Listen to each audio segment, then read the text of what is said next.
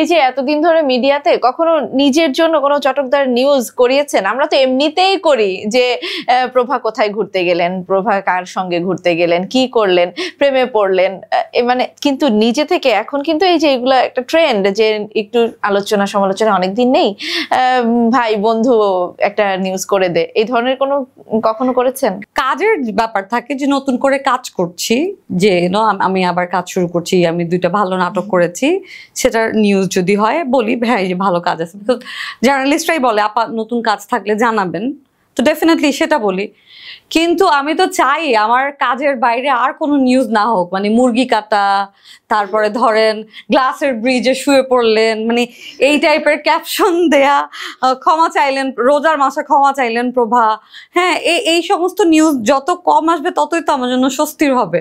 মানে আমি আমার একটা ফ্রেন্ডকে মুরগি কেটে দিতেই পারি, কিন্তু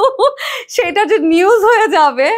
হ্যাঁ এটা তো খুবই অস্বস্তিকর আমার জন্য, তাই না?